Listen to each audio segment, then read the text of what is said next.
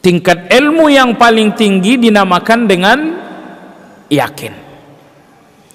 Maka tidak ada orang yang yakin sebelum dia memiliki ilmu. Semua orang yang telah sampai ke tingkat yakin karena mereka telah melewati tingkat ilmu. Namun tidak semua orang yang telah sampai ke tingkat ilmu, bahkan telah sampai ke tingkat faham, lalu mereka sampai ke tingkat yakin. Bismillahirrahmanirrahim. Assalamualaikum warahmatullahi wabarakatuh.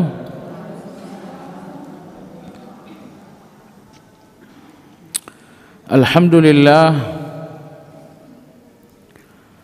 alladzi bi ni'matihi tatimmu shalihat. Wa ashhadu an la ilaha illallah wahdahu la syarika lah. Wa ashhadu anna Muhammadan abduhu wa rasuluhu la nabiyya ba'dah.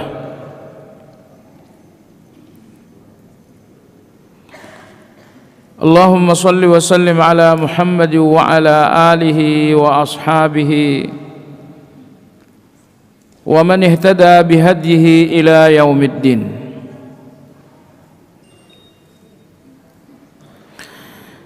Ya ayyuhalladzina amanu ittaqullaha haqqa tuqatih wa la tamutunna illa wa antum muslimun. Ibu-ibu sekalian rahimakumullah, semua kejahatan berupa ucapan dan perilaku berpangkal dari hati yang berpenyakit. Begitupun sebaliknya,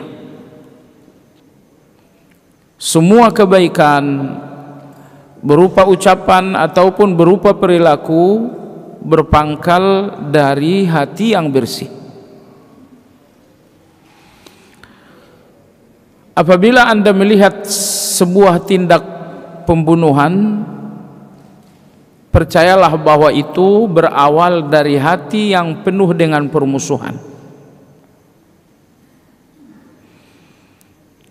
Apabila Anda mendengarkan kasus korupsi dan pencurian,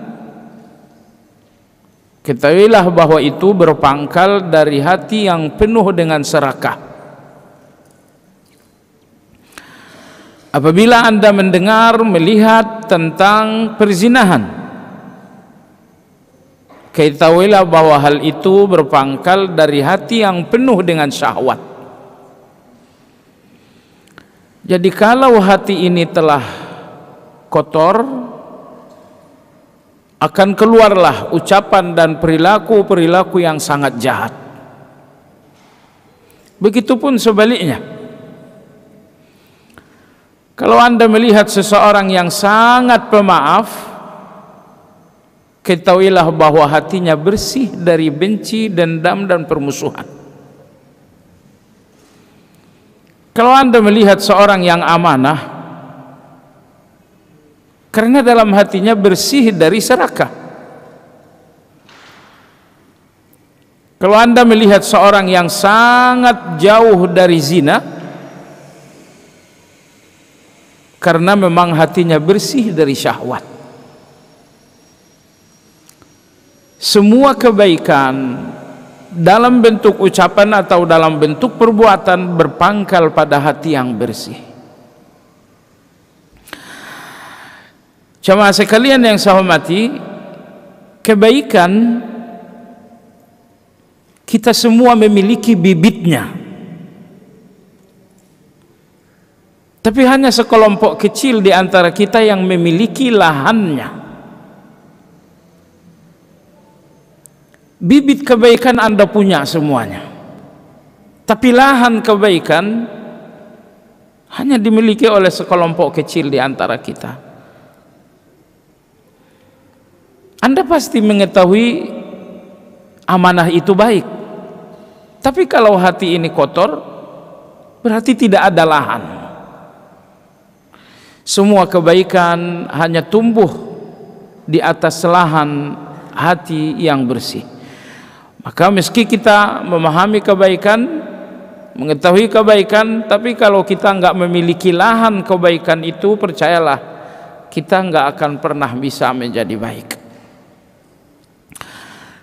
Maka hadir dalam kajian seperti ini tujuannya adalah untuk menyehatkan dan membersihkan hati. Ini tujuan pertama. Dan hati yang bersih memiliki dua ciri. Hati yang sehat memiliki dua tanda. Tanda yang pertama, mengenal kebenaran. Tanda yang kedua, mengutamakan kebenaran. Tanda yang pertama, mengenal kebenaran. Mengenal kebenaran berarti dia mengenal apa tauhid, apa syirik. Dia mengenal apa makanan halal, apa makanan haram. Dia pun memahami apa sunnah, apa bid'ah. Ini nomor satu. Tapi sekedar mengenal kebenaran tidak lantas hati kita menjadi bersih dan sehat sampai Anda miliki yang kedua, yaitu mengutamakan kebenaran tersebut. Saya mengenali kebenaran, maka saya tahu makanan halal dan makanan haram. Tapi saya harus mengutamakan kebenaran. Banyak kita mengenal kebenaran tapi mengorbankan kebenaran, bukan mengutamakan kebenaran. Anda bangun jam 4 sepertiga terakhir malam, kebenaran saat itu Anda salat malam. Berdampingan dengan kebenaran itu, mata Anda ingin tidur lagi. Kalau Anda memiliki hati yang sehat, mestinya Anda mengutamakan kebenaran. Tapi kalau hati sudah berpenyakit, maka Anda akan mengorbankan kebenaran. Inilah dua tanda hati yang bersih, hati yang sehat. Pertama, mengenal kebenaran, dan yang kedua, mengutamakan kebenaran atas segala-galanya. Baiklah ibu sekalian, inilah tujuan kita menghadiri kajian ini dan kajian seperti ini, untuk mengenali kebenaran sebanyak mungkin. Yang kedua, untuk bertahap berjuang mengutamakan kebenaran atas selainnya. Kajian kita hari ini tentang 4 prinsip, 4 kaedah dalam berislam. Jadi bagaimana saya berislam? Bagaimana saya menjalankan Islam ini? Jawabannya, jalankan Islam dengan 4 prinsip, dengan 4 kaedah. Nah, 4 kaedah inilah yang insya Allah akan kita bahas dalam pertemuan kali ini. Jemaah sekalian yang saya hormati, apa 4 kaedah yang dimaksud? Yang pertama adalah ilmu tentang 3 hal. Yang kedua adalah mengamalkan 3 hal tersebut. Yang ketiga adalah mendakwahkan 3 hal tersebut.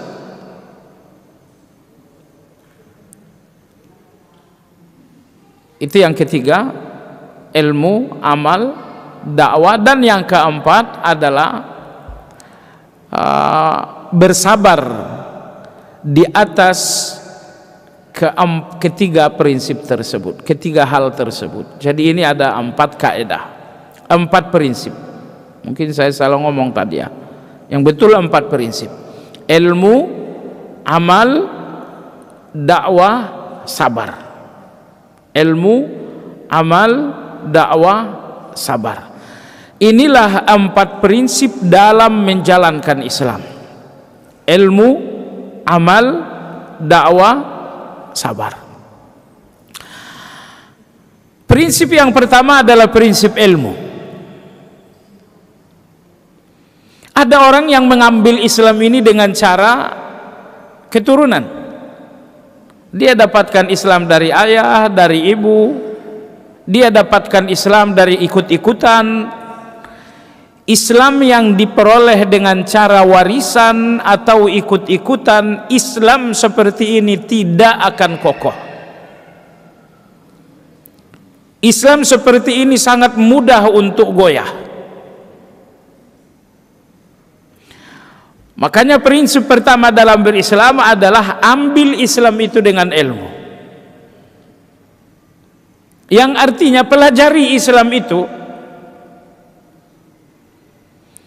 Kalau Anda mempelajari Islam, berarti Anda memilikinya berdasarkan ilmu. Anda memilikinya berdasarkan pemahaman. Saya ulangi, orang-orang yang memiliki Islam tapi dengan cara warisan, dengan cara ikut-ikutan, orang-orang seperti ini tidak akan kokoh menjadi seorang muslim. Sedikit tawaran uang saja, dia nggak akan berpikir panjang untuk murtad. Karena Islamnya nggak kokoh. Sebab Islam itu dia peroleh melalui warisan, melalui ikut-ikutan saja. Nah, jadi kalau begitu ambillah Islam ini dengan ilmu. Yang artinya pelajarilah Islam itu. Jemaah sekalian, ilmu yang paling rendah adalah ilmu itu sendiri. Bahwa Anda belajar itu ilmu namanya. Seseorang dinamakan berilmu kalau dia telah mengetahui sesuatu sesuai dengan hakikatnya. Itu ilmu namanya. Riba itu hakikatnya haram. Kalau Anda telah melihat riba, sesuatu yang haram, berarti Anda mengenalinya sesuai hakikat. Itu dinamakan ilmu.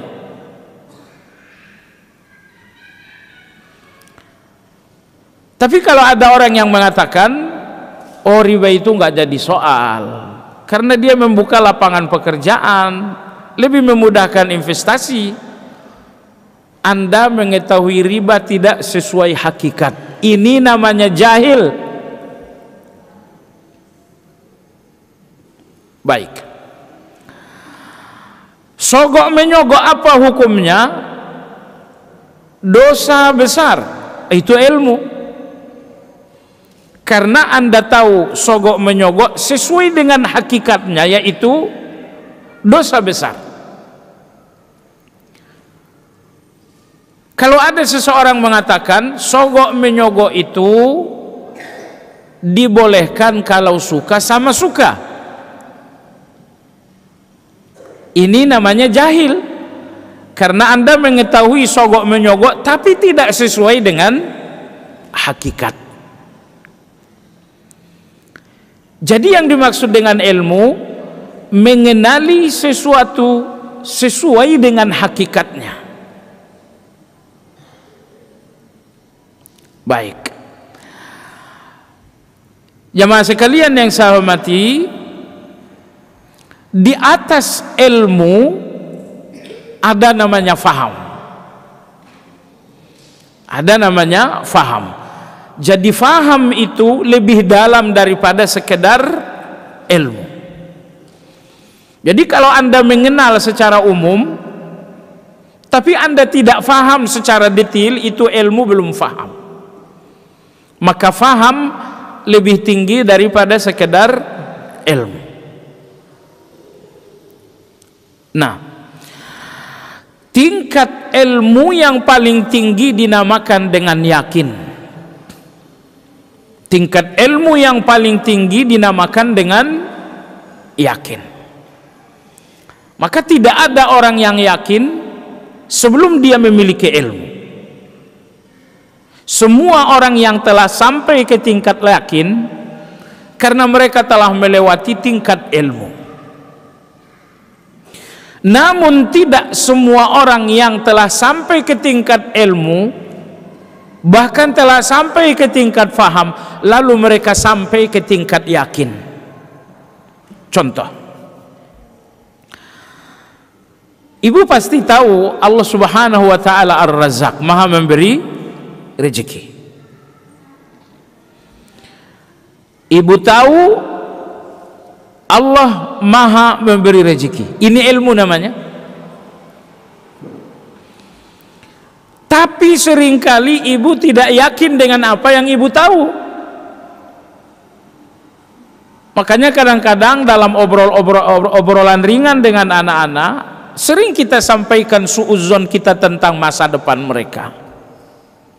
Kita mengatakan, kalau sekiranya ibu pendek usia, ibu gelisah bagaimana masa depan kalian. Ibu gelisah bagaimana dengan rezeki kalian. Kenapa Anda jadi ragu rezeki mereka? Seandainya Anda yakin Allah maha memberi rezeki, nggak ada lagi yang perlu Anda ragukan tentang masa depan anak-anak. Tapi ternyata Anda baru sekedar tahu Allah maha memberi rezeki dan belum menjadi yakin. Nah, ibu yang saya hormati, semua orang-orang yang gelisah, orang-orang yang sedih karena mereka tidak memiliki keyakinan tentang Allah. Dengan kata lain, gelisah Anda dengan berbagai persoalan, hukuman karena keraguan-raguan Anda dalam bertuhan. Anda tidak sepenuhnya yakin Allah maha memberi rezeki. Dari sinilah Anda gelisah dengan masa depan anak. Anda nggak sepenuhnya yakin bahwa Allah akan melindungi anak yang jauh. Dari sinilah Anda kemudian bergelisah. Jadi semua kegelisahan adalah hukuman. Hukuman karena keraguan-raguan kita terhadap Allah Azza wa Jalla. Kalau Anda ingin menghilangkan gelisah tersebut, hanya satu obatnya. Apa yang Anda tahu tentang Allah, jadikanlah itu yakin. Anda tahu Allah maha melindungi, jadikan itu yakin. Anda tahu Allah maha memberi rezeki, jadikan itu yakin. Anda tahu Allah maha menolong, jadikan itu yakin. Anda tahu Allah Subhanahu wa ta'ala maha Ar-Rahman, maha menyayangi, jadikan itu keyakinan. Nah, jadi jamaah sekalian, kita semua tahu Allah Ar-Razzaq, Allah maha menolong, Allah maha menyembuhkan. Tapi walau kita tahu dengan ilmu, kita belum sampai kepada faham atau belum sampai kepada yakin. Makanya puncak dari ilmu adalah yakin. Ini belajar seperti ini sebenarnya hanya proses awal. Nah, kalau Anda telah belajar, Anda telah sampai di proses awal, tugas Anda belajarlah lebih dalam lagi. Belajar lebih dalam. Semakin dalam Anda belajar, maka Anda akan sampai kepada yakin. Dan itulah puncak dari ilmu. Nah, jadi prinsip pertama dalam berislam adalah ilmu. Jangan ambil Islam ini dari ikut-ikutan, jangan ambil Islam ini dari warisan, tapi ambil Islam ini dari ilmu. Dengan kata lain, pelajari Islam ini. Anda lihat orang-orang yang belajar ekonomi, mereka enggak lantas menjadi benar dengan ilmu itu. Mereka jadi pintar, iya, tapi mereka enggak jadi benar. Orang-orang yang belajar akuntansi, mereka jadi pintar, tapi mereka enggak jadi benar. Karena satu-satunya ilmu yang memberikan kebenaran hanya ilmu Islam. Berapa banyak kebenaran yang Anda tahu, berapa jauh Anda belajar Islam? Orang-orang yang belajar ilmu sosial, ilmu politik, mereka pintar, tapi mereka tidak menjadi benar. Karena ilmu-ilmu duniawi tidak memberikan Anda kebenaran, hanya memberikan Anda kepintaran. Tapi kepintaran yang terpisah dari kebenaran akan menjadi malapetaka. Kepintaran, kejeniusan, kecerdasan, kalau dipisahkan dari kebenaran akan menjadi malapetaka. Pertanyaan ibu-ibu sekalian, jadi benar dulu atau jadi pintar dulu?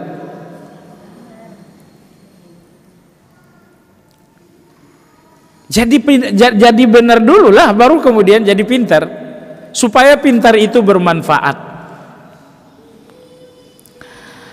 Itu pejabat-pejabat yang korupsi, itu orang pintar itu, tapi bukan orang yang benar. Baiklah, jadi kalau Anda ingin kebenaran, satu-satunya sumber kebenaran itu adalah Al-Quran dan hadis. Anda perlu belajar. Baik, prinsip pertama dalam berislam adalah ilmu, alias faham. Puncak dari ilmu dan faham ini adalah yakin. Ilmu tentang apa? Jawabannya ilmu tentang 3 hal. Ilmu tentang 3 hal. Anda belajar dan harus memberikan waktu yang lebih besar untuk ilmu sampai Anda memahami 3 hal. Apa itu yang pertama? Yang pertama, sampai ilmu membuat Anda mengenal siapa Allah. Yang kedua, teruslah belajar, galilah ilmu sampai Anda mengenal apa itu Islam. Yang ketiga, teruslah belajar sampai Anda mengenal siapa itu Rasulullah. 3 ini yang kita bicarakan pekan lalu. Sebenarnya kajian pekan lalu, bulan lalu dan bulan ini kurang berurut. Saya baru selesai membuatkan silabus, cuman kayaknya kepanjangan, 40 halaman, terburu-buru juga. Jadi nggak terlalu bagus juga. Saya sudah kirimkan DKM. Nah, jadi kalau berdasarkan ya lebih terstruktur, belajar 4 kaidah dulu, baru 3 salah satu usul. Tapi salah satu usul ini kemarin sudah sedikit, nggak apa-apalah, kita mundur ke belakang. Jadi ilmu alias mengenal, mengetahui 3 hal. Mengenali Allah, yang kedua mengenali Islam, yang ketiga mengenali Rasulullah sallallahu alaihi wasallam. Ilmu dan mengenali 3 hal ini yang bulan lalu kita namakan dengan usul salasah. Insyaallah nanti akan ada pembahasan lebih lanjut. Prinsip yang kedua dalam berislam adalah amal.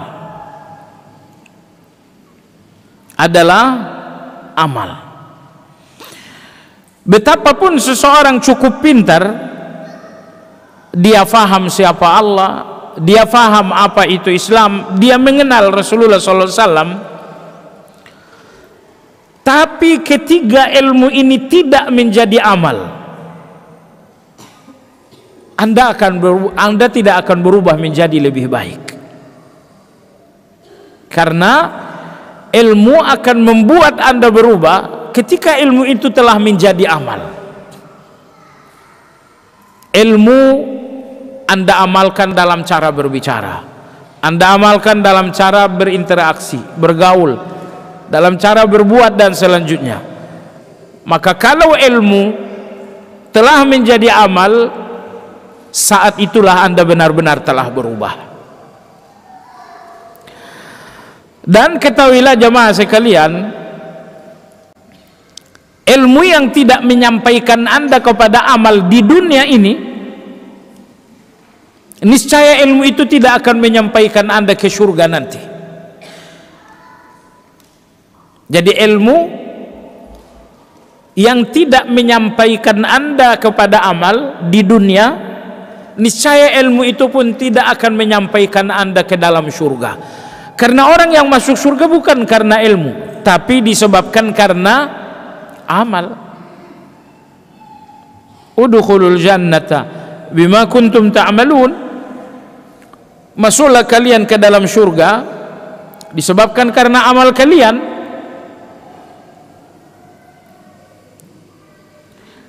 Akan tetapi ini dua hal yang enggak terpisah. Tidak ada amal kalau tidak ada ilmu. Ilmu pun tidak berarti kalau tidak diamalkan. Baiklah. Prinsip yang pertama ilmu tentang tiga hal. Prinsip yang kedua adalah amal. Apa yang diamalkan? Amalkan tiga hal tadi. Apa yang Anda tahu tentang Allah, jadikan itu amal. Apa yang Anda tahu tentang Islam, jadikan itu amal. Apa yang Anda tahu tentang Rasulullah SAW, jadikan beliau contoh. Amal berhubungan dengan tiga hal. Baiklah, Anda telah memiliki ilmu. Melalui perjuangan Anda pun telah mengamalkan ilmu. Anda butuh prinsip dan kaedah yang ketiga. Apa itu? Dakwah. Sampaikan ilmu itu kepada orang lain. Jangan hentikan ilmu dalam diri Anda, tapi alirkan ilmu kepada sebanyak mungkin orang.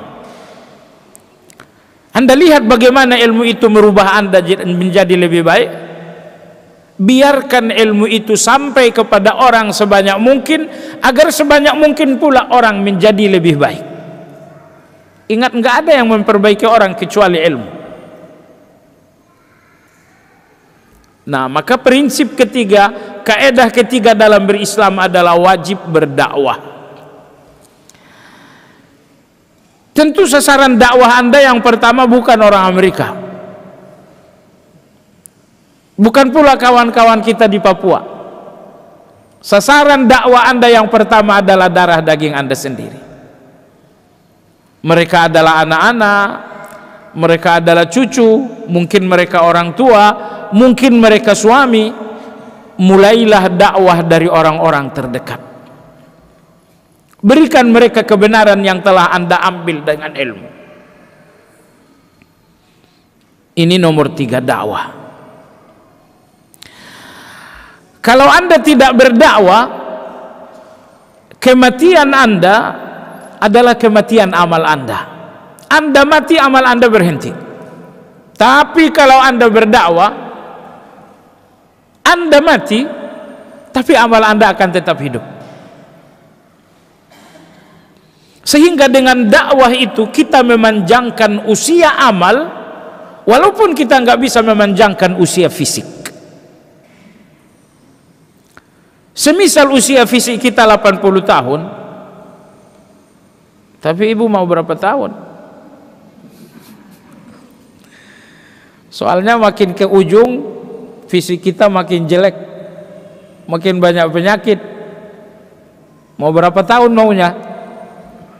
Tapi baiklah, semisal usia kita 80 tahun, itu usia fisik nggak akan bisa kita tambah-tambah lagi. Tapi usia amal Anda bisa akan lebih panjang lagi kalau Anda berdakwah. Maka jamaah sekalian, orang yang paling bahagia, orang yang fisiknya wafat tapi amalnya tetap hidup. Dan orang yang paling menderita, orang-orang yang fisiknya wafat namun maksiatnya hidup. Orang-orang yang maksiatnya hidup, contohnya gampang, mereka-mereka yang berpose dengan membuka-buka aurat. Mereka telah meninggal dunia, tapi maksiat mereka tetap hidup. Makanya jamaah sekalian, ingat, tidak ada yang menghapus tulisan dan foto tak baik Anda kecuali Anda sendiri. Hapus sekarang, setelah kematian Anda nggak ada yang akan menghapus itu. Nah, ini dua hal ini ingat baik-baik. Manusia paling berbahagia seseorang yang fisiknya telah wafat namun amalnya tetap hidup. Tapi manusia yang paling menderita, paling buruk, seseorang yang fisiknya telah wafat namun maksiatnya tetap hidup di tengah orang. Nah, jadi amal Anda tidak akan hidup setelah fisik Anda wafat kecuali Anda berdakwah. Rasulullah SAW 14 abad yang lalu beliau telah wafat secara fisik, tapi amal beliau sampai sekarang tidak ada mati-matinya.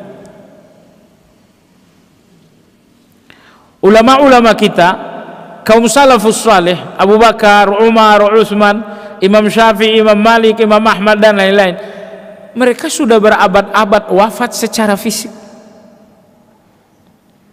tapi amal-amal mereka tetap hidup. Kenapa? Mereka berdakwah.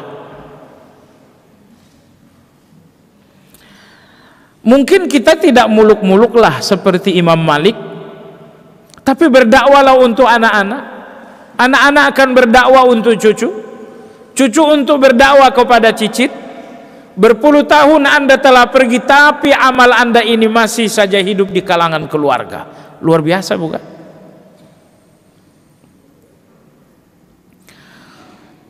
Sekarang ini media, dunia informasi namanya. Anda punya Facebook, Anda punya Instagram, mungkin Anda punya YouTube. Ini bukan sesuatu yang tercela. Dengan syarat tinggalkan sebanyak mungkin kebaikan di akun-akun sosial ini, agar kebaikan itu ternikmati orang yang lebih banyak, termasuk setelah kita pergi kebaikan ini sampai kepada banyak orang. Karena jamaah sekalian, banyak kebaikan tidak bisa kita sampaikan dengan lisan. Kita nggak punya retorika yang bagus untuk berbicara, tapi sudah tinggalkanlah tulisan Anda ya di Instagram, di Facebook, ataupun di akun-akun yang lain. Pedang bermata dua. Bagi banyak orang, media informasi ini adalah kejahatan. Tapi kita berperang dengan mereka. Kalau mereka menyebar kejahatan dengan media informasi, kalau begitu kita pun menyerang mereka dengan menyebar kebaikan dengan media informasi. Ingat, kalau kejahatan itu memenuhi jagat informasi, karena orang yang mengenali kebaikan tidak mau menggunakan jalur peperangan yang sama. Sebab kalau di sana di Amerika misalnya 1 juta orang menggunakan Instagram untuk kejahatan, lalu di Indonesia muncul 1 juta orang menggunakan Instagram untuk kebaikan, niscaya jagat dunia maya akan berimbang. Baik, jemaah sekalian yang saya hormati, maka prinsip ketiga dalam berislam, Anda nggak boleh menjadi baik untuk diri Anda sendiri, tapi Anda juga harus memperbaiki orang lain. Sehingga ada dua macam orang. Dengan ilmu dan amal Anda menjadi orang baik, tapi dengan dakwah Anda menjadi orang yang memperbaiki. Dengan ilmu dan amal Anda telah menjadi orang baik, tapi dengan dakwah Anda menjadi orang yang memperbaiki.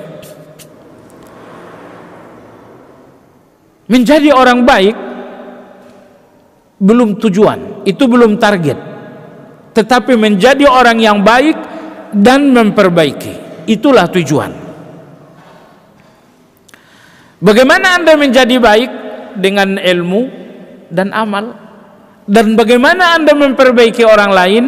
Jawabannya dengan dakwah. Dakwah itu tugas para guru, enggak, guru-guru agama, para kiai, para habaib, para ustadz. Tugas mereka di samping berdakwah, berfatwa. Kalau orang awam seperti kita ambil bagian dalam dakwah, tapi jangan menyentuh fatwa sedikit pun. Jangan menyentuh fatwa sedikit. Apa itu fatwa? Konsultasi hukum-hukum agama. Level kita belum sampai ke sana. Biarkan itu level para guru, level para kiai. Kalau tugas kita sekarang adalah dakwah, Anda tahu kebenaran, sampaikan. Itu dakwah namanya. Nabi kita bersabda, "Ballighu anni walau ayat." Sampaikanlah walau kebenaran itu hanya satu ayat Anda miliki. Baik. Kaidah pertama adalah ilmu, kaidah kedua adalah amal, kaidah ketiga adalah dakwah. Kaidah keempat, sabar. Sabarlah dalam menuntut ilmu, sabarlah dalam mengamalkan ilmu, dan yang ketiga, sabarlah dalam mendakwahkan ilmu. Menuntut ilmu butuh kesabaran. Mengamalkan ilmu Anda butuh kesabaran yang lebih besar lagi. Mendakwahkan ilmu Anda butuh kesabaran yang lebih besar lagi. Jadi tidak ada orang yang menuntut ilmu kalau dia tidak sabar, dan tidak ada orang yang mengamalkan ilmu kalau kesabarannya tidak lebih besar, dan tidak ada orang yang mendakwahkan ilmu kecuali kalau kesabarannya luar biasa. Kenapa demikian? Dalam mendakwahkan ilmu, segelintir orang suka, tapi banyak orang yang gerah. Misal Anda katakan nggak boleh riba dalam Islam, 10 orang setuju, tapi 1000 orang nggak suka.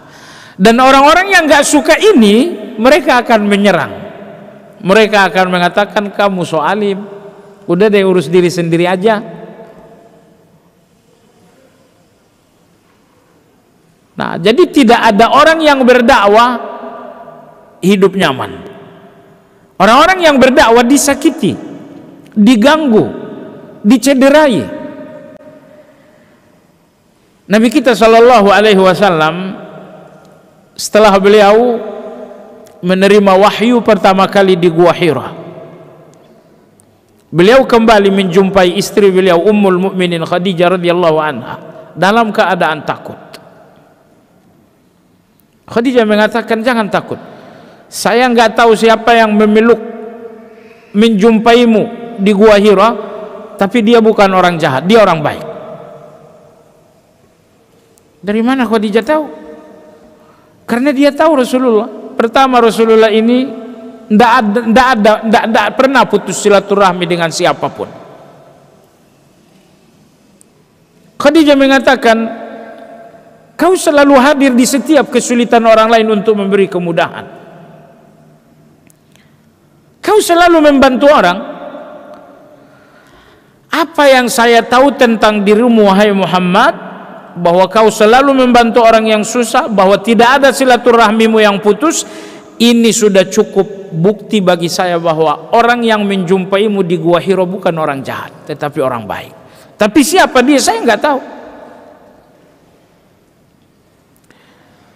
Kalau engkau ingin tahu lebih detail siapa dia, yang jelas dia orang baik, namun kau ingin lebih detail, kita ketemu dengan pamanku Warqah bin Naufal, karena dia memahami kitab suci. Akhirnya pergilah Rasulullah SAW bersama Khadijah menjumpai Warqah. Nabi kita bercerita, saya di Gua Hira, tiba-tiba saya dipeluk oleh seseorang saya nggak kenal. Dia mengatakan, Iqra, Iqra, Iqra. Akhirnya Warqah bin Naufal mengatakan, hadzan namusul akbar alladzi jaa bihi Musa. Yang menjumpai dan memelukmu di Gua Hira adalah malaikat yang pernah menjumpai Nabi Musa. Selanjutnya Warqah mengatakan, ma ata ahadun bimithli ma ataita bihi illa uziya wa ukhrija. Warqah mengatakan, wahai Muhammad, tidak seorang pun menyampaikan apa yang akan engkau sampaikan, melainkan dia akan disakiti dan diusir. Kata Nabi SAW, awamukhrijiyahum, berarti orang-orang Mekah ini nanti akan mengusir saya? Kata Warqah, iya, orang-orang Mekah nanti akan mengusirmu kalau usiaku panjang sampai hari engkau diusir, aku akan ikut keluar bersamamu. Tapi qadarullah, Warqah meninggal beberapa bulan kemudian. Jadi nggak jadi soal, semua orang punya musuh. Tidak ada orang yang tidak punya musuh. Cuman siapa yang memusuhi Anda? Dan karena apa Anda dimusuhi, ini yang dipenting. Kalau Anda dimusuhi karena kebenaran, itu kebahagiaan. Tapi kalau Anda dimusuhi karena kejahatan Anda, ini baru malapetaka namanya. Jadi percayalah, tidak ada orang yang tidak dimusuhi.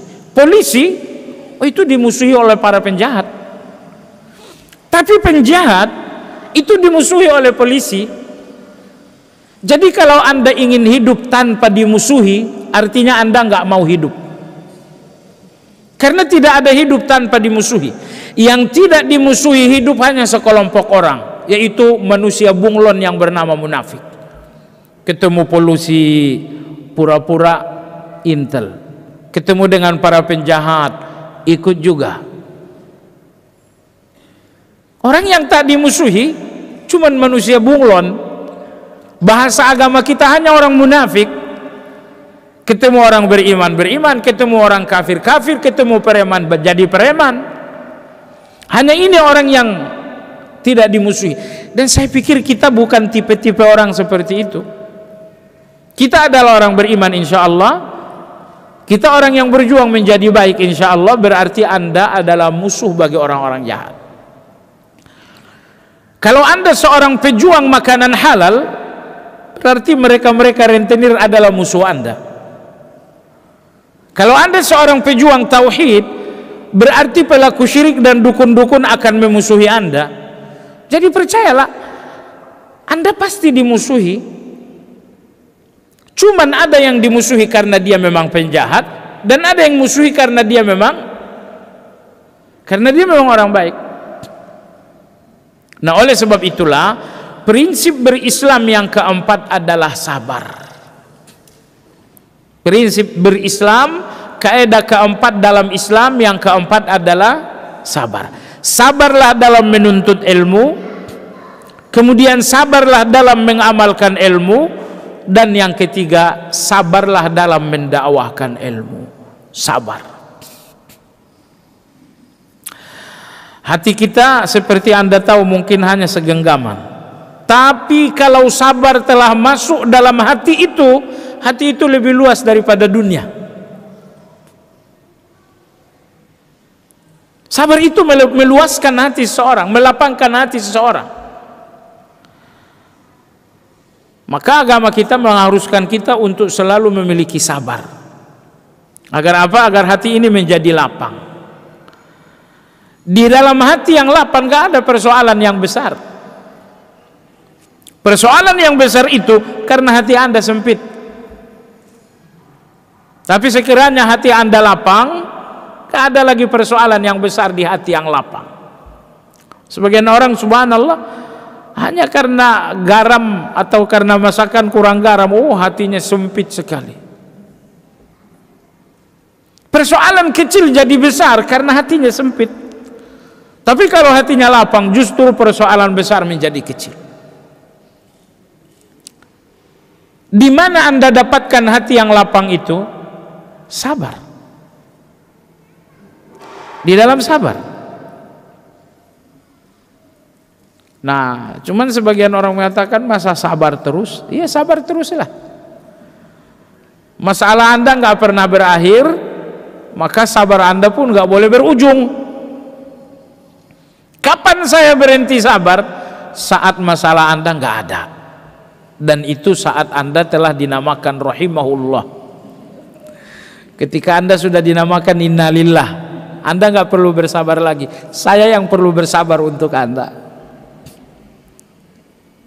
Baik, jemaah sekalian yang saya hormati, Mana dasar dan argumentasi 4 kaidah ini? Ilmu, amal, dakwah, sabar.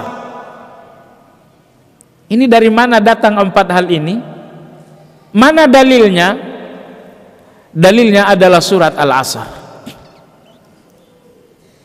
Dalilnya adalah surat Al-Asr. Allah berfirman, wal 'asr innal insana lafi khusr illa alladhina amanu wa 'amilus shalihat wa tawasaw bil haqq wa tawasaw bis sabar. Ini 4. Amanu. Kenapa jadi ilmu? Karena iman diambil dengan ilmu.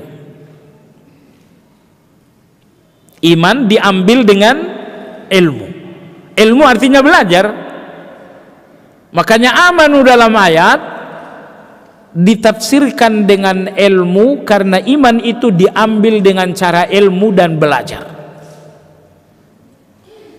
Kalau Anda mau lontong isi, diambil di pasar.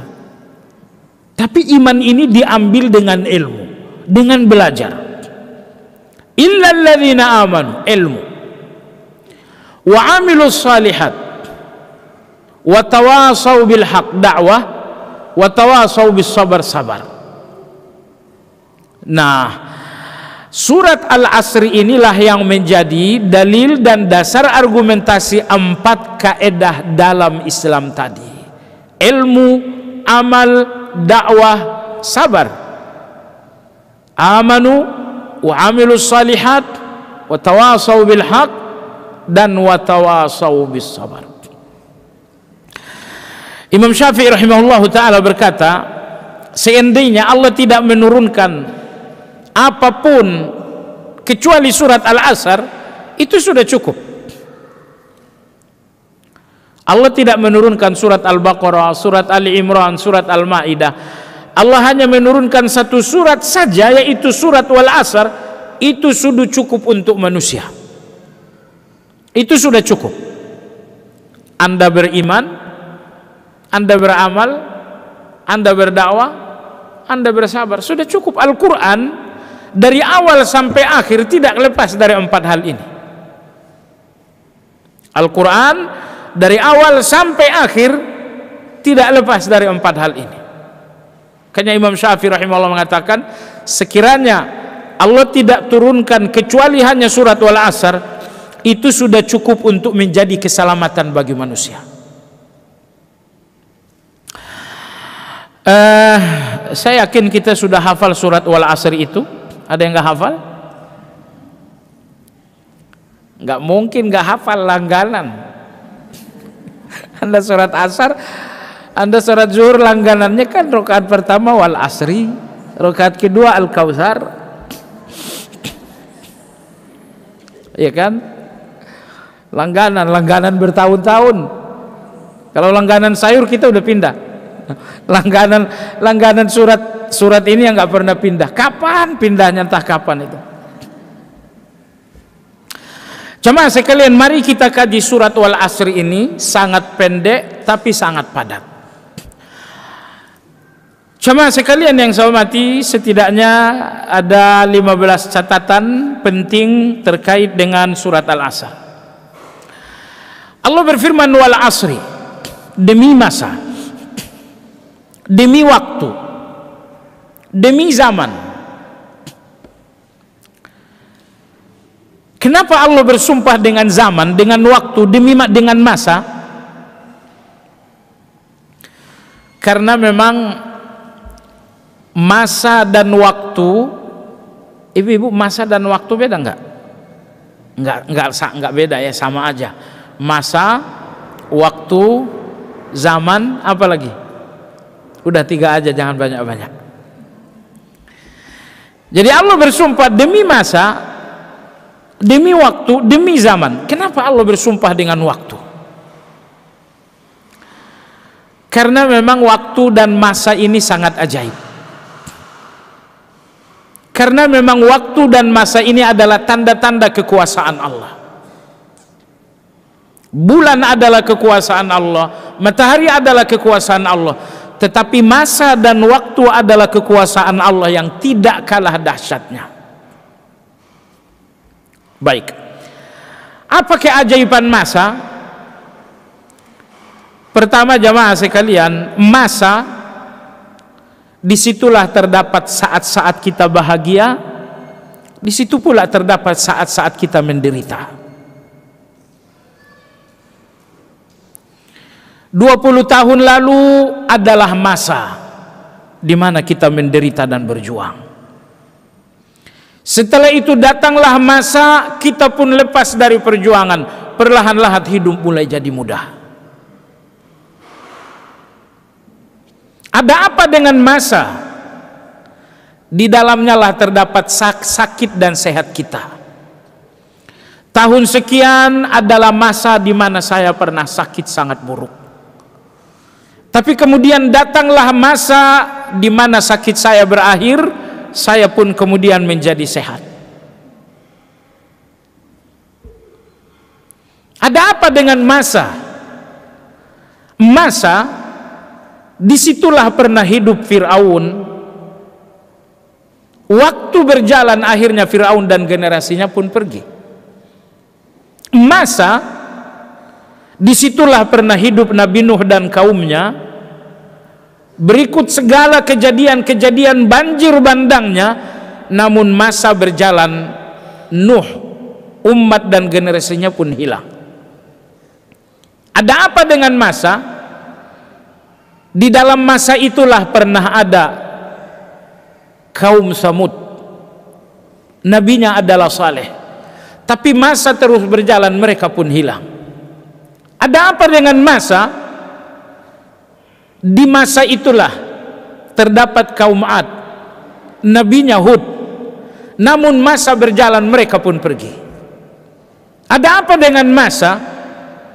Disitulah pernah hidup Rasulullah SAW dengan para sahabat, namun masa itu berjalan, mereka pun pergi. Ada apa dengan masa? Disitulah kita pernah ada di dalam rahim ibunda, dan masa berjalan, kita pun kemudian lahir, dan masa terus berjalan untuk kemudian kita pun akan pergi. Maka Allah berfirman, wal asr, demi masa.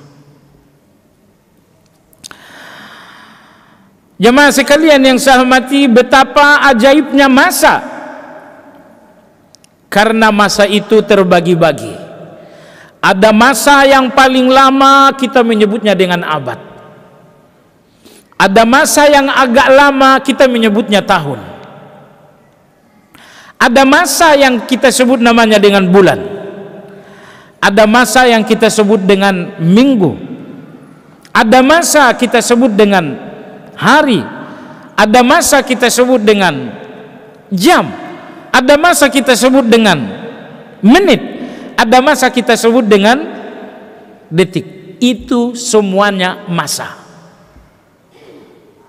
Detik, menit, jam, hari, minggu, bulan, tahun, abad, generasi, itu semuanya adalah masa.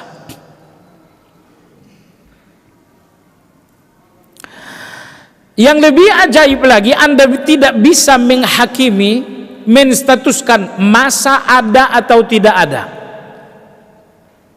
Apakah masa itu ada? Atau apakah masa itu tidak ada? Anda tidak bisa menjawabnya secara singkat. Kenapa? Hari ini ada, tapi besok hari ini sudah tidak ada, betul? Hari besok ada enggak? Untuk hari ini dia enggak ada, tapi begitu dia datang, dia jadi ada. Makanya Anda enggak bisa mengatakan masa itu ada,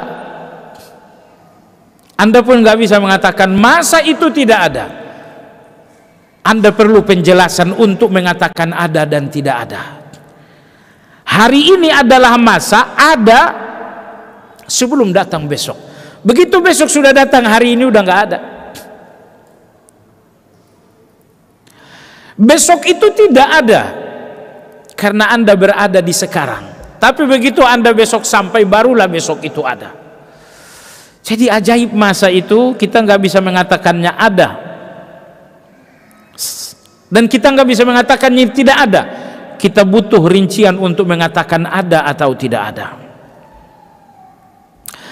Law anna baqiyatul umril mar'i la qimatalah falau dayya'ta sampai terakhir. Ajaibnya lagi, ajaibnya masa, ini catatan yang keempat. Seandainya Allah berikan Anda usia 1000 tahun, tapi selama 1000 tahun hanya untuk hura-hura saja, tiba-tiba di akhir usia, sehari menjelang wafat, Anda bertaubat kepada Allah Azza wa Jalla, Anda masuk ke dalam surga. Anda tidak masuk surga karena usia Anda 900 tahun yang berlalu, tapi Anda masuk surga karena Anda beberapa jam dalam kebaikan. Subhanallah, Nabi kita bercerita tentang seorang laki-laki pembunuh berdarah dingin yang mengorbankan 100 nyawa, tapi akhirnya dia masuk Islam, dia bertaubat. Begitu bertaubat, dia kemudian wafat. Nggak ada sholat, nggak ada puasa, nggak ada zakat, dia sekedar taubat dan dia kemudian wafat. Semisal laki-laki ini memiliki usia 50 tahun, 50 tahun betapapun itu panjang nggak berarti. Tapi bagian akhir dari hidup, disitulah ditemukan arti. Oleh sebab itu jamaah sekalian, entah berapa usia Anda yang telah selesai, itu bukan nilai. Nilai Anda adalah bagaimana akhir dari hidup. Bagaimana Anda sampai kepada akhir. Apakah ketika akhir itu datang Anda dalam kebaikan, itu yang menjadi nilai. Jemaah sekalian, catatan tentang masa, catatan yang kelima adalah wanna zaman ala wa asyraf minal makan. Al-Quran menyebutkan, kadang-kadang Allah bersumpah dengan menyebutkan masa, kadang-kadang Allah bersumpah dengan menyebutkan tempat. Misalnya Allah bersumpah dengan masa, wadduha, itu masa, wallaili idza saja, itu masa, wan nahari idza tajalla, itu masa. Tapi ketika Allah bersumpah was-sama wa ma banaha wal ard wa ma tahaha, itu masa atau tempat? Allah bersumpah dengan langit. Langit itu masa atau tempat? Tempat. Allah bersumpah dengan bumi, tempat atau masa? Tempat. Allah bersumpah dengan Mekah, wa hadzal baladil amin, itu tempat atau masa? Itu tempat. Pertanyaannya adalah, lebih banyak mana Allah bersumpah menyebutkan waktu atau menyebutkan tempat? Jawabannya, Allah lebih banyak bersumpah menyebutkan waktu daripada Allah bersumpah menyebutkan tempat. Wal fajr, itu tempat atau masa? Walayalin nashr, tempat atau masa? Masa. Jadi kalau Anda lihat sumpah-sumpah Allah dalam Al-Quran, lebih banyak Allah bersumpah menyebutkan masa daripada bersumpah menyebutkan waktu. Kenapa demikian? Karena masa lebih berharga, lebih berarti daripada waktu, lebih berharga daripada tempat. Karena masa, karena waktu lebih berharga daripada tempat. Itu sebabnya Allah Subhanahu wa taala lebih sering bersumpah dengan menyebutkan masa. Catatan yang keenam jamaah sekalian, orang-orang dahulu mereka menghubungkan kerugian dengan masa. Ini masa-masa rugi, ini masa-masa sulit, ini masa-masa paceklik, ini masa-masa bangkrut, Jemaah sekalian, maka Allah Subhanahu wa taala bersumpah demi masa untuk meyakinkan manusia bahwa masa ini adalah nikmat. Jadi keliru kalau ada orang mengatakan masa-masa. Mereka menghubungkan musibah dengan masa. Ini masa-masa sulit, ini masa-masa rugi, dan selanjutnya. Maka Allah bersumpah dengan demi masa untuk mengingatkan manusia, walaupun sakit kalian terjadi di dalam masa, walaupun rugi kalian ada di dalam masa, tapi nikmat kalian di dalam masa lebih banyak daripada rugi kalian di dalam masa. Jadi dengan demikian, masa lebih banyak memberikan nikmat ketimbang memberikan musibah. Orang-orang jahiliyah di dalam syair-syair mereka mengatakan ahlakatni nawaibud dahar. Saya hancur oleh masa yang buruk. Orang-orang jahiliyah sering mengucapkan seperti itu. Bukan cuma sering, tapi begitulah mereka berperibahasa. Saya hancur oleh masa yang buruk. Maka Allah bersumpah dengan wal asr untuk memberikan pesan kepada semua orang bahwa masa itu nikmat. Betul, di dalam masa ada kerugian, di dalam masa ada sakit, di dalam masa ada air mata, tapi masa lebih banyak memberikan nikmat daripada memberikan keburukan. Jemaah sekalian yang saya hormati, berikutnya Allah Subhanahu wa taala menyebutkan al-asr, menyebutkan masa alladzi bimudiyhi yantaqisul umur. Fa idza lam yakun fihi muqabalati kasbun sara dzalika nuqsan 'ainal khusran. Kenapa Allah bersumpah dengan masa? Karena dengan berlalunya masa, umur Anda berkurang. Tapi kalau Anda berbuat baik, berkurangnya umur bukanlah kerugian kalau Anda mendapatkan kebaikan. Tapi kalau berkurangnya umur untuk kesia-siaan, inilah kerugian. Saya ulangi, Allah ingin katakan kepada kita, berlalunya masa berarti berkurangnya umur. Tapi berkurangnya umur karena kebaikan adalah keuntungan. Tapi berkurangnya umur untuk kesia-siaan itu adalah kerugian. Nanti kita selesai ngaji, umur kita berkurang. Tapi umur kita berkurang untuk kebaikan, itu keuntungan. Tapi kalau misalnya umur ini berkurang untuk yang sia-sia, apalagi untuk maksiat, itulah kerugian. Jadi Allah ingin katakan jamaah sekalian, hilang berkurangnya umur kalian itu bukan rugi. Enggak usah terlalu sedih dengan umur yang terus berkurang. Akan tetapi kata Allah Azza wa Jalla, kerugian adalah kalau umur kalian berkurang oleh dosa. Adapun umur kalian berkurang karena kebaikan, di dalam kebaikan, ini adalah keuntungan. Baik. Imam Hasanul Basri rahimahullah ketika beliau menafsirkan wal asr, beliau mengatakan Allah bersumpah dengan masa. Kenapa demikian? Beliau mengatakan hari-hari dunia adalah hari-hari pasar. Adalah hari-hari pasar. Jadi dunia ini kata Imam Hasanul Basri adalah pasar. Hari-hari dunia Anda adalah hari-hari pasar. Manusia cuma 3 golongan. Ada yang memasuki pasar dengan hari-hari yang panjang untuk membeli banyak kebaikan, maka mereka kembali ke rumah mereka membawa kebaikan. Tapi ada orang yang memasuki pasar dunia dengan hari-hari usia yang panjang hanya untuk membeli keburukan, maka mereka kembali dengan membawa keburukan.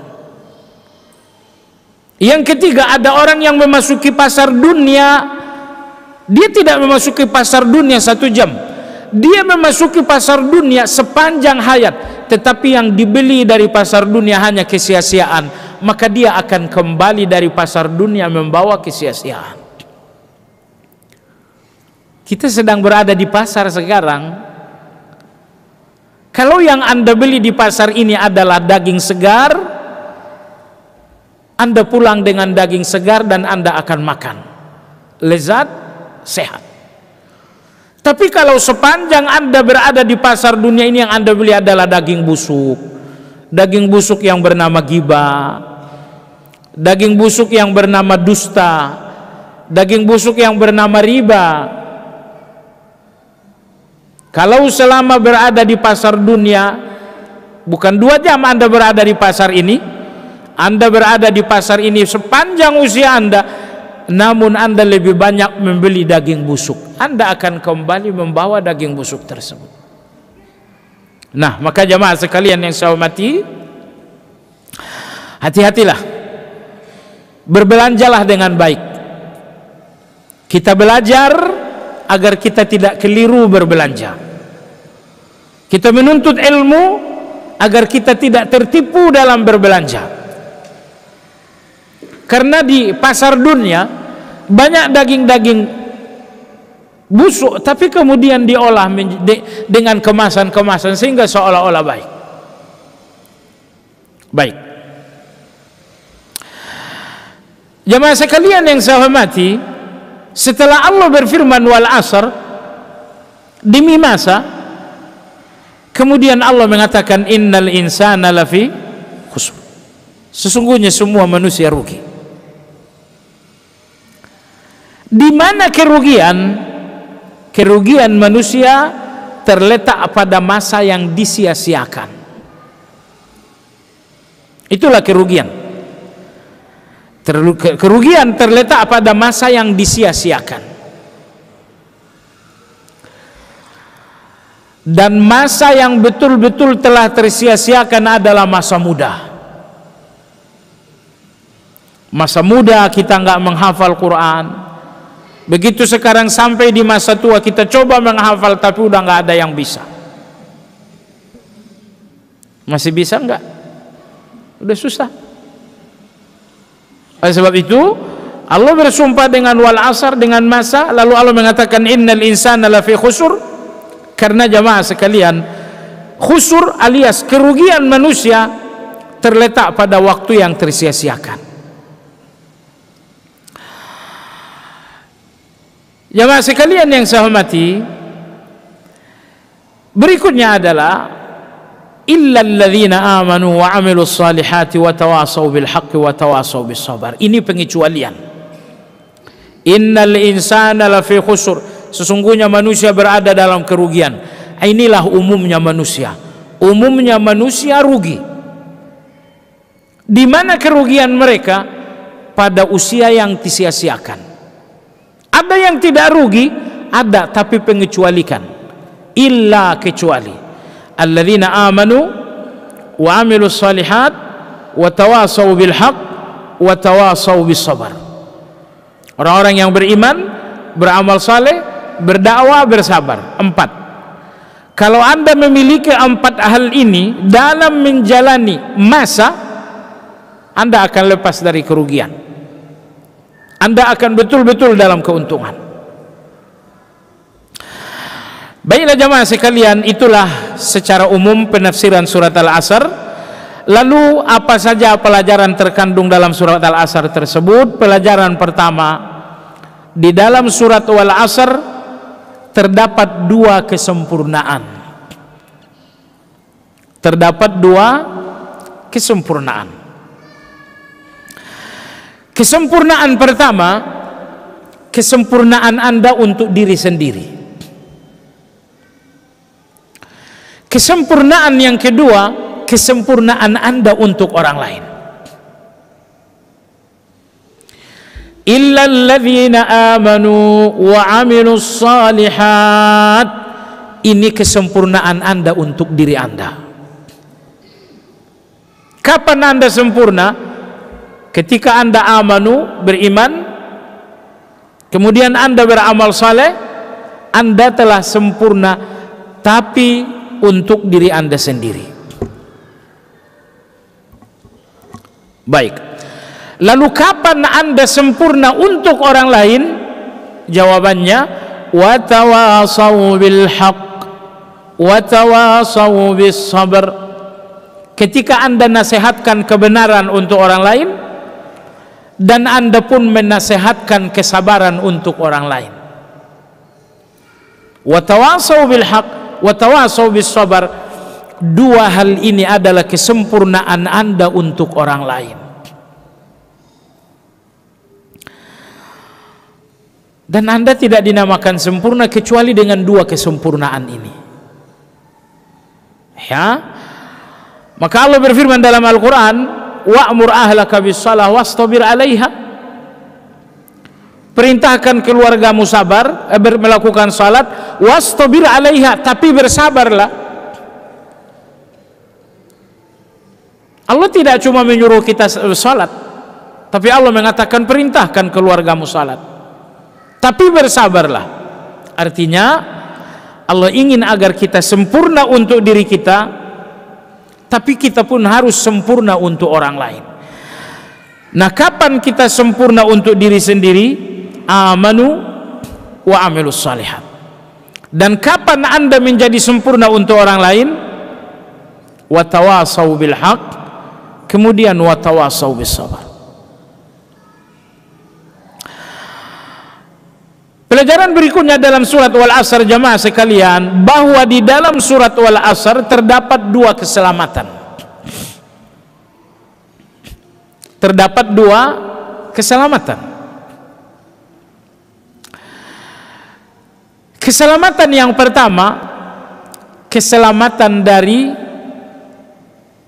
kejahilan. Keselamatan dari syubhat. Syubhat itu kejahilan.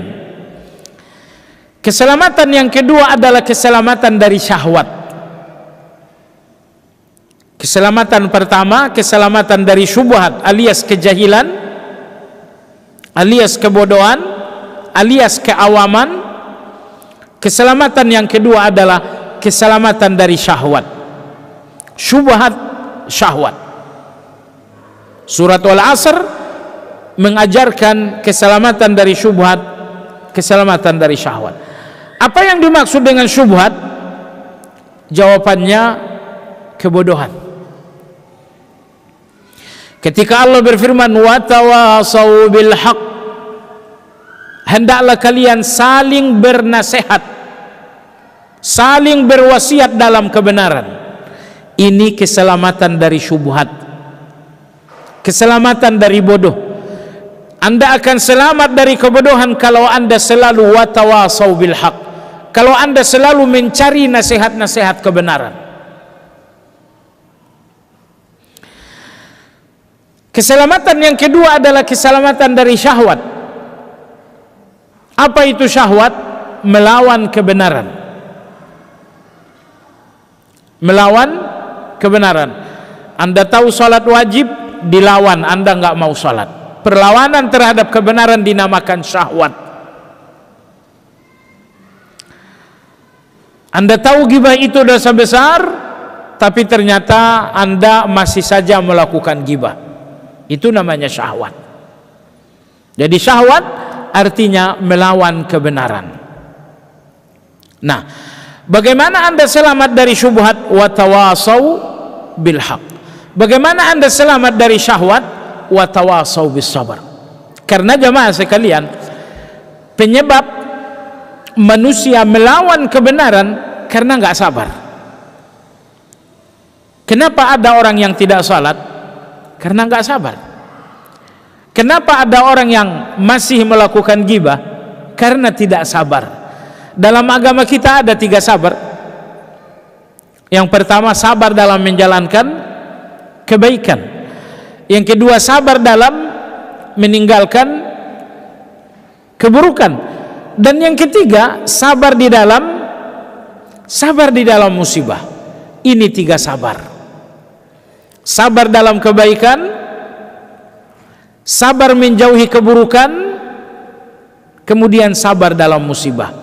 Salat butuh kesabaran. Seberapa bagus salat Anda, seberapa banyak Anda punya sabar. Salat malam, berapa rakaat Anda bisa? Jawabannya seberapa besar Anda punya sabar. Anda berpuasa atau tidak? Jawabannya Anda sabar atau tidak. Tilawah, membaca Al-Quran, apakah Anda bertilawah? Jawabannya Anda sabar atau tidak. Jadi semua kebaikan ada di dalam kesabaran. Kesabaran yang besar menghasilkan kebaikan yang besar. Tapi kalau hanya sedikit sabar, sedikit kebaikan yang Anda miliki. Baik. Menjauhi keburukan juga membutuhkan kesabaran. Menjauhi ghibah itu butuh kesabaran. Menjauhi dusta itu membutuhkan kesabaran. Jadi berapa banyak kejahatan yang bisa Anda hindari? Jawabannya seberapa besar Anda bisa bersabar. Dan subhanallah jamaah sekalian, surga, neraka, sebab-sebab surga itu sering tidak kasat mata, dan sebab-sebab neraka itu semuanya kasat mata. Sebab-sebab surga itu sering tidak nikmat, dan sebab-sebab neraka itu semuanya nikmat. Makanya kita butuh kesabaran yang lebih sempurna. Pintu-pintu surga semuanya tidak ada yang enak. Salat itu pintu surga, puasa itu pintu surga, banyak baca Al-Quran itu pintu surga. Semua pintu-pintu surga tidak ada yang nikmat. Disinilah Anda butuh sabar. Dan semua pintu-pintu neraka semuanya nikmat. Di sini pun Anda membutuhkan sabar. Anda butuh sabar untuk maju, dan Anda butuh sabar untuk berhenti. Baik, makanya syahwat, Anda akan selamat dari syahwat itu dengan adanya sabar. Jemaah sekalian yang saya hormati, jadi ada dua penyakit tadi, syubhat dan syahwat. Syubhat itu merusak ilmu yang seharusnya baik, karena jahil kelihatannya jahat. Riba itu buruk kalau Anda memiliki ilmu. Tapi kalau Anda memiliki syubhat, riba ini boleh jadi baik-baik saja. Maka syubhat alias jahil, syahwat alias melawan kebenaran. Di bagian akhir surat Al-Fatihah ada dua jalan neraka. Jalan neraka yang pertama adalah maghdubi alaihim, dan jalan neraka yang kedua adalah ad-dallin. Apa itu maghdubi alaihim? Maghdubi alaihim adalah orang-orang yang terjerat dengan syahwat. Dan apa itu jalan ad-dallin? Mereka adalah orang-orang yang terjerat dengan syubhat. Kalau dalam beragama Anda menggunakan syubhat, kejahilan, kebodohan, keawaman, enggak ngerti, ini yang mengakibatkan dhalin, kesesatan. Kesesatan itu berpangkal dari ketidakmengertian. Kesesatan itu berasal dari syubhat, karena kita enggak faham. Baik, maghdubi alaihim berpangkal dari syahwat. Kita tahu, tapi kemudian dilawan. Inilah maghdubi alaihim, inilah syahwat tersebut. Maka dalam surat Wal-Asr terdapat keselamatan dari dua penyakit. Penyakit syubhat, di mana seseorang menjadi dhalin. Penyakit syahwat, di mana seseorang menjadi maghdubi alaihim. Bagaimana Anda selamat dari dua penyakit itu? Wa tawasau bil haq, selamat dari syubhat. Wa tawasau bis sabr, selamat dari syahwat. Baik jamaah sekalian yang saya hormati, itulah secara umum penjelasan tentang surat wal asri. Dan sekali lagi 4 kaedah kita kembali kepada surat wal asr: ilmu, amal, dakwah, sabar. Ilmu adalah amanu, karena iman diperoleh dengan ilmu. Amal adalah wa amilus salihat, dakwah adalah wa tawasau bil haq, sabar adalah wa tawasau bis sabar. Wallahu taala a'lam. Demikian kajian kita hari ini, semoga bermanfaat. Kita sudahi dengan zikir kafaratul majlis. Subhanakallahumma wa bihamdika asyhadu an la ilaha illa anta astaghfiruka wa atubu ilaik. Alhamdulillahirabbil alamin. Assalamualaikum warahmatullahi wabarakatuh.